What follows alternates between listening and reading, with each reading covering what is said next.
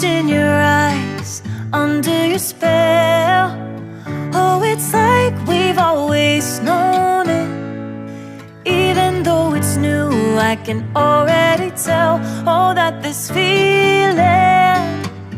is taking over. Can we take our time?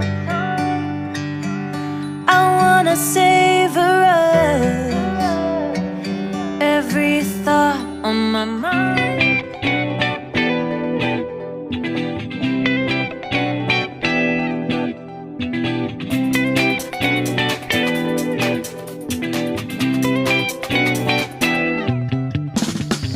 Phone này Kinemaster App này bị quan lại mà bị new project này thắp bị này quan lại ba bị sát chào chú cô bị rồi create cô này bị lại ba mẹ rồi thì mà general media browser thế cả này bị đó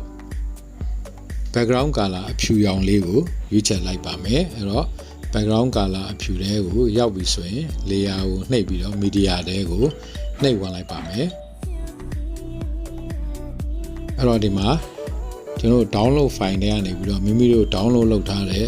စာအုပ်ပုံစာမျက်နှာလေးနဲ့เนาะအဲ့ဒါကို book blank page png ဆိုပြီးတော့ Google search bar မှာရိုက်ပြီးရှာလို့ရပါတယ် download လို့ရပါတယ်ဒါမှမဟုတ်လည်း description မှာ link လေးချပေးထားပါမယ်အဲ့တော့သူ့ကို background အဖြူထဲမှာတင်ပြီးတော့ရင်အခုလို size ကိုနည်းနည်းလေး check ကားပေးလိုက်ပါမယ်ပြီးရင်တော့စာအုပ်ပုံလေးကိုနည်းနည်းလေးဒီဇိုင်းလေးပေါ့เนาะနည်းနည်းလေးစောင်းပေးလိုက်ပါမယ်เนาะအဲစောင်းတဲ့အနေထားလေးလုပ်ပေးပြီးရင်စင်တာကိုချိန်ထားပေးလိုက်ပါမယ်တခါလေယာတွေကိုနှိပ်ပြီးဝင်ပါမယ်ပြီးရင်ပေါ်လာတဲ့မီဒီယာတွေကိုထပ်ပြီးတော့နှိပ်ဝင်ပေးပါမယ်အဲ့တော့ဒီမှာတော့မိမိစာမျက်နှာမှာကတ်လို့တဲ့ထဲလို့တဲ့မိမိ album လုပ်လို့တဲ့စာအုပ်ထဲမှာပုံလေးတွေကိုတပုံချင်းစီရွေးပြီးတော့ဒီစာမျက်နှာတွေကိုတင့်တော်တဲ့အနေအထားလေးနဲ့ကျွန်တော်ရွှေ့ပြီးတော့ထည့်ပေးလိုက်ပါမယ်အဲ့တော့ဓာတ်ပုံတစ်ပုံချင်းစီရွေးမယ်ဘယ်ဘက်စာမျက်နှာညာဘက်စာမျက်နှာတစ်ပုံချင်းစီဓာတ်ပုံကိုယူမယ်ယူပြီးတော့ရင်ကျွန်တော်တို့အနေအထားလေးကိုတဲ့နေအောင်ချိန်မယ်ကြီးတာသေးတာလဲကျွန်တော်လိုတိုးပူလျှော်လုပ်မယ်လုပ်ပြီးရင်စာမျက်နှာဝင်ဆောင်အောင်လုပ်မယ်ပြီးရင်နောက်ညာဘက်စာမျက်နှာအတွက်ကိုလည်းပဲထုံးစံအတိုင်းမီဒီယာထဲဝင်မယ်ပြီးလို့ရှိရင်ကျွန်တော်ရွေးထားတဲ့ဓာတ်ပုံတစ်ပုံပုံကိုပေါ့နော်ရွေးပြီးတော့ရင်ညာဘက်စာမျက်နှာမှာရွေးပြီးတော့တင်ပေးပါမယ်ပြီးရင်သူ့ရဲ့ site ကိုလည်းပဲစာမျက်နှာနဲ့ကိုက်ညီအောင်ဘယ်ညာဆောင်းပြီးတော့ရင်အလောတော်လေးပေါ့နော်စာမျက်နှာ site ထဲဝင်အောင်ချိန်ညှိပြီးတော့ကျွန်တော်ထည့်ပေးရပါလိမ့်မယ်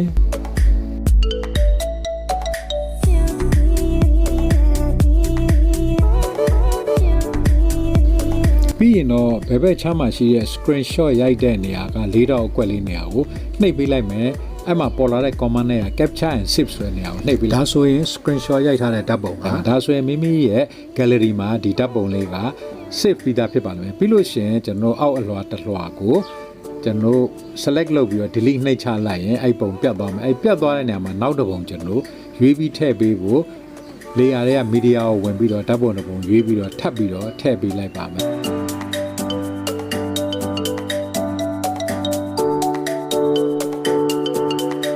ဘယ်ဘက်စာမျက်နှာမှာကျွန်တော်တို့ဓာတ်ပုံရွေးထည့်ပြီးရင်ဘယ်ဘက်စာမျက်နှာမှာအဝင်ခွင်ကျဖြစ်အောင်ချိန်မယ်ညှိမယ်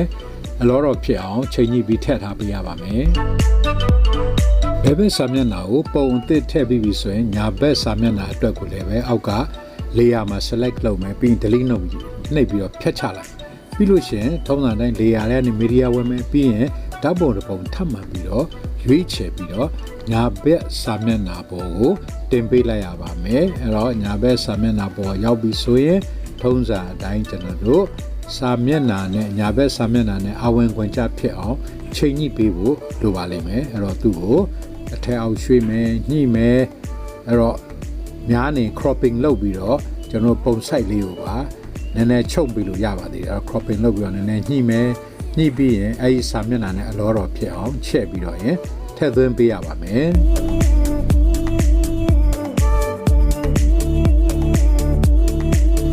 ဒီလိုမျိုးစာမျက်နှာတစ်ခုမှာဓာတ်ပုံနှစ်ပုံကိုချိန်ညှိပြီးထားပြီးပြီဆိုရင်ဘေးဘယ်ဘက်က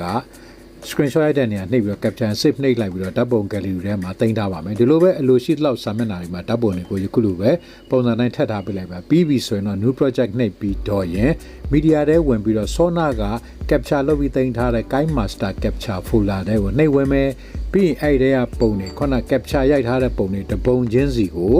အခုလို timeline တွေကိုပို့ပေးရပါလိမ့်မယ်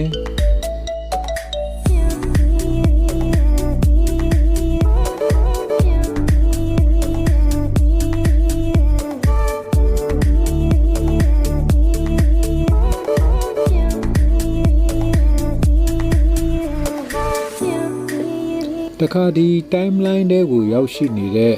ဒီ screenshot ရဲ့ duration ကြာချိန်တွေကိုလည်းပဲ2စက္ကန့်ဝန်းကျင်လောက်ပဲထားတာတင့်တော်ပါတယ်ဒါကြောင့်အားလုံးဒီ clip တွေကိုတစ်ခုချင်းစီကို2စက္ကန့်စီလောက်ကိုအားလုံးရွှေ့ပြီးတော့ချိန်ထားပေးလိုက်ပါမယ်နော်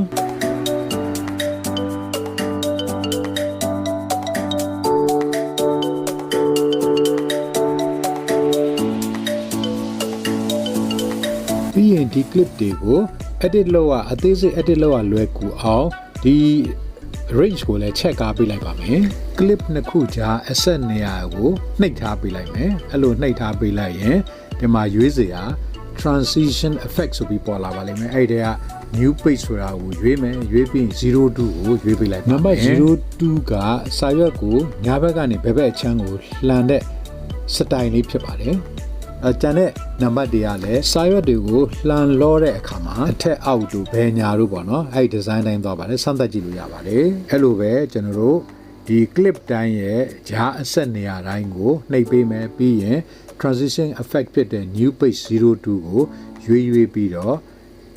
နှိပ်ပြီးတော့ထည့်ပေးလိုက်ပါမယ်ဒီလိုဆိုရင်ဖြစ်မိမိတို့ဟာဓာတ်ပုံ album ကိုတမျက်နှာချင်းလှန်ကြည့်တဲ့ပုံစံမျိုးကိုမြင်တွေ့ရမှာဖြစ်ပါတယ်မိမိတို့ကအလိုရှိသလောက်ပုံတွေကိုထည့်ထားပြီးပြီဆိုရင်တော့ export ထုတ်ဖို့ကိုမြားနေအောင်နှိပ်ပေးရပါမယ်အဲ့တော့မြားနေရလေးကိုနှိပ်ပေးလိုက်ပါပြီးလို့ရှင် frame rate နဲ့ resolution ကိုမိမိစိတ်ကြိုက်ချိန်ယူပါချိန်ပြီးရင်တော့ save as video ကိုနှိပ်ပေးလိုက်ရင်ဒီဓာတ်ပုံလှန်တဲ့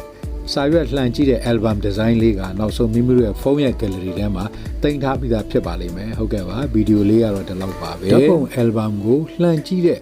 ပုံစံမျိုးလေးဘယ်လိုလုပ်ရမလဲဆိုတော့ဗီဒီယိုလေးပဲဖြစ်ပါတယ်အဲ့တော့ဒီဗီဒီယိုလေးကိုနှစ်သက်လိုက်မယ်လို့မျှော်လင့်ပါတယ်နှစ်သက်ရင်ဖြစ် like share comment လေးလုပ်ပြီးတော့အားပေးကြပါဦးပြီးတော့ရင် Kantkaw knowledge sharing channel ကိုလည်းပဲ subscribe မလုပ်ရသေးတဲ့မိတ်ဆွေအသစ်များနေပြီးတော့ subscribe လုပ်ပြီးတော့အားပေးကြပါဆိုယခုလိုဗီဒီယိုကိုအဆုံးကြည့်ပြီးတဲ့အတွက်အထူးပဲကျေးဇူးတင်ပါတယ်နောက်ထွက်လာမယ့်ဗီဒီယိုမှာထပ်မံဆုံတွေ့ကြပါစို့အားလုံးကို bye bye